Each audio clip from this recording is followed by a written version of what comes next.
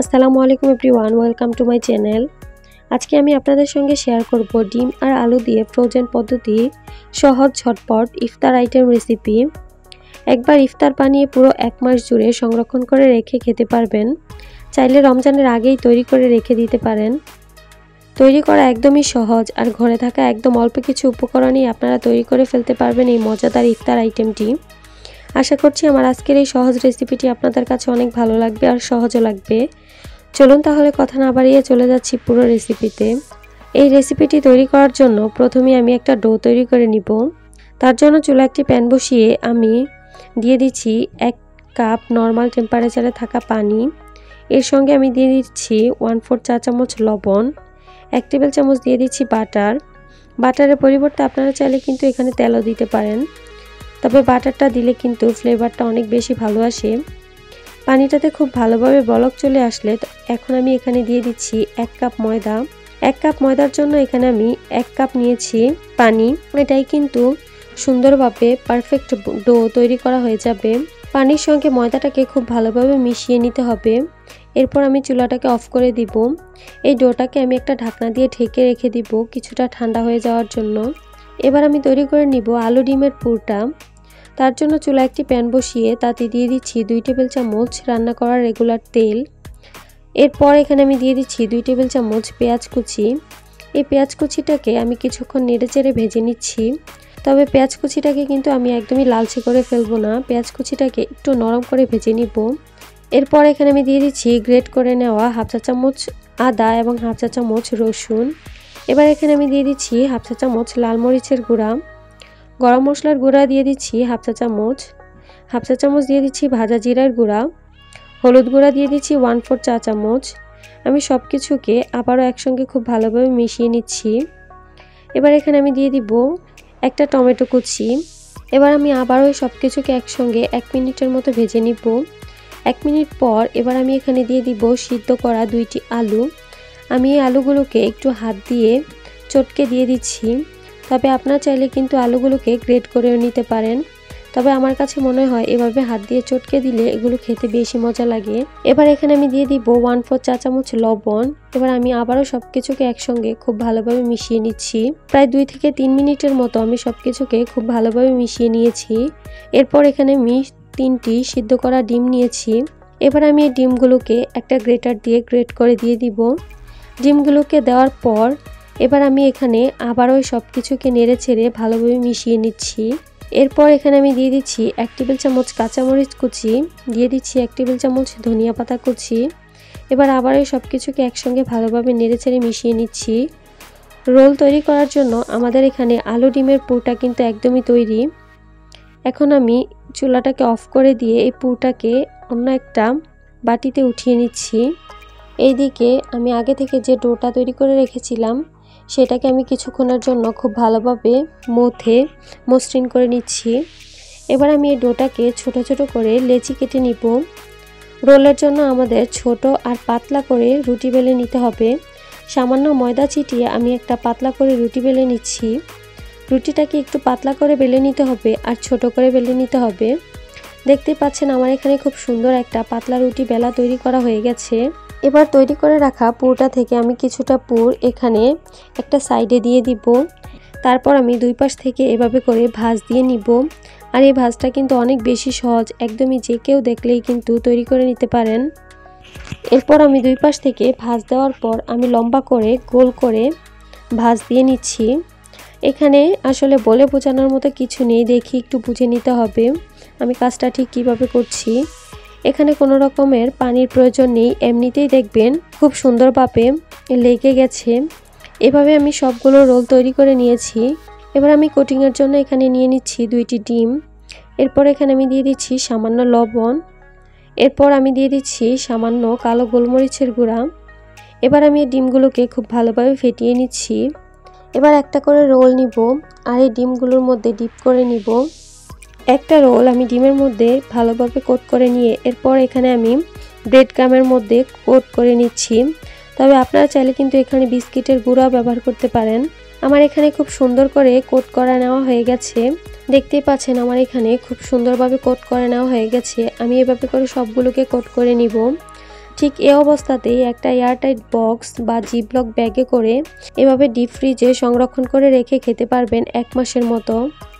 খাওয়ার ঠিক 10 মিনিট আগে ফ্রিজ থেকে বের করে ভেজে নিলেই কিন্তু তৈরি করা হয়ে যাবে। এবার আমি এই রোলগুলোকে ভেজে নিচ্ছি। ভেজে নেওয়ার জন্য চুলায় একটি প্যান বসিয়ে তাতে পর্যাপ্ত পরিমাণে তেল গরম হতে দিয়ে দিয়েছি। তেলটা যখন কিছুটা গরম হয়ে আসবে তখন আমি এখানে একটা একটা করে রোল দিয়ে দিব। আর এগুলো কিন্তু অবশ্যই ডুবো তেলে ভাজতে হবে। তেলটাকে অতিরিক্ত গরম করে নেওয়া যাবে না, তেলটা কিন্তু হালকা গরম থাকবে। এগুলো ভাজতে খুব একটা বেশি সময় লাগবে না, যেহেতু এগুলো ভেতরে সব কিছুই সেদ্ধ করা ছিল। দেখতেই পাচ্ছেন আমার এখানে খুব সুন্দর একটা গোল্ডেন ব্রাউন কালার চলে এসেছে। ঠিক এই অবস্থাতেই আমি এগুলোকে উঠিয়ে নিচ্ছি। এগুলো উপর থেকে অনেক বেশি ক্রিস্পি মনে হয় আর ভেতর থেকে কিন্তু অনেক বেশি নরম। আমি এগুলোকে তেল ছড়িয়ে উঠিয়ে নিয়েছি। দেখতেই পাচ্ছেন অনেক বেশি সুন্দর হয়েছে আর খেতেও কিন্তু অনেক বেশি মজার। উপর থেকে দেখতে অনেক বেশি ক্রিস্পি লাগে আর ভিতর থেকে অনেক বেশি জুসি লাগে। দেখতে যেমন সুন্দর, খেতেও কিন্তু অনেক বেশি মজার।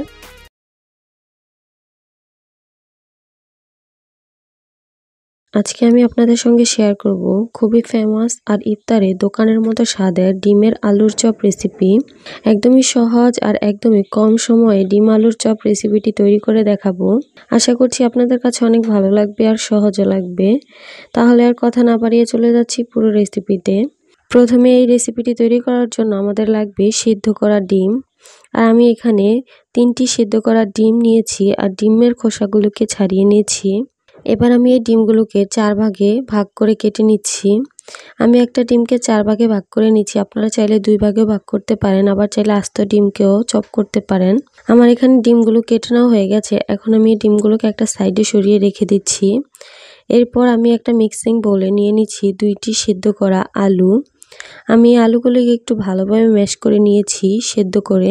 এবার এখানে আমি দিয়ে দিচ্ছি 2 টেবিল চামচ ধনিয়া পাতা কুচি, দিয়ে দিচ্ছি 1/4 কাপ পেঁয়াজ বেরেস্তা, গরম মশলা গুঁড়া দিয়ে দিচ্ছি 1/4 চা চামচ, ভাজা জিরার গুঁড়া দিয়ে দিচ্ছি 1/2 চা চামচ, 1 টেবিল চামচ দিয়ে দিচ্ছি লাল মরিচের গুঁড়া। ঝালটা যদি আপনারা বেশি খেতে পছন্দ না করেন তাহলে আরেকটু কমিয়েও দিতে পারেন আপনাদের টেস্ট অনুযায়ী। লবণ দিয়ে দিচ্ছি 1/2 চা চামচ আর দিয়ে দিচ্ছি সামান্য টেস্টিং সল্ট। তবে এটা টোটালি অপশনাল, আপনারা চাইলে বাদও দিতে পারেন। এখন আমি এই সব কিছুকে একসঙ্গে খুব ভালোভাবে মিশিয়ে নিব। দেখতেই পাচ্ছেন আমার এখানে সব কিছু খুব ভালোভাবে মেশানো হয়ে গেছে। এখান থেকে কিছুটা আলুর মিশ্রণ আমি হাতে নিয়ে নিব। এরপর আলুর মিশ্রণটাকে চ্যাপ্টা করে নিচ্ছি। এবার মাঝখানে আমি কেটে নেওয়া সিদ্ধ করা ডিম দিয়ে দিচ্ছি 1 টুকরো। এবার চারপাশ থেকে আলু দিয়ে ডিমটাকে ঢেকে দিতে হবে। এরপর এখানে আমি ডিমের শেপ তৈরি করে নিচ্ছি। তারপর আপনারা চাইলে এখানে লম্বা গোল যে কোনো শেপ করে নিতে পারেন। একটু খেয়াল রাখতে হবে যাতে কোনো রকমের ফাটল না থাকে, তাহলে কিন্তু ভাজার সময় খুলে যেতে পারে। চেষ্টা করবেন ডিমের চপটা মসৃণভাবে তৈরি করার জন্য। এভাবে আমি বানিয়ে নিয়েছি। দেখতে পাচ্ছেন আমার এখানে সবগুলো ডিমের আলুর চপ তৈরি করা হয়ে গেছে। এবার আমি কোটিংয়ের জন্য নিয়ে নিচ্ছি 2টি ডিম, দিয়ে দিচ্ছি সামান্য লবণ, সামান্য কালো গোলমরিচের গুঁড়া দিয়ে দিচ্ছি। এবার আমি সামান্য কালো গোলমরিচের গুঁড়া দিয়ে দিচ্ছি। এবার একটা চামচ দিয়ে খুব ভালোভাবে ডিমকে ফেটিয়ে নিচ্ছি।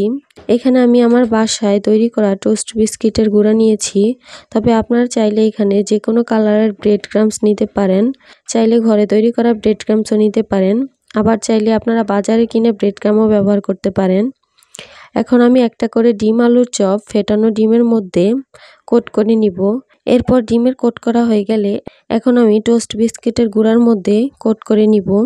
কোট করার কাজটা খুব ভালোভাবে করে নিতে হবে যাতে কোনো অংশে খালি না থেকে যায়। দেখতেই পাচ্ছেন আমার এখানে সবগুলো ডিম আলুর চপ তৈরি করা হয়ে গেছে।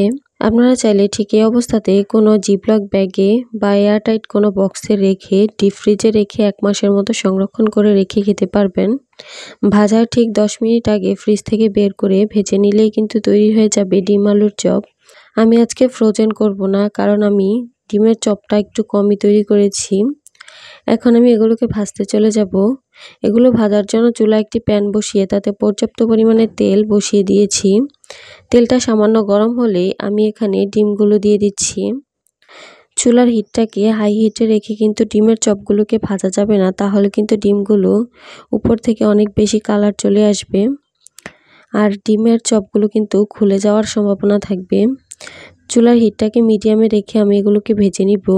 যেহেতু ডিম এবং আলু আগেই সেদ্ধ করা ছিল, তাই ডিম আলুর চপ তৈরি করার সময় এগুলো খুব বেশি ভাজার প্রয়োজন নেই।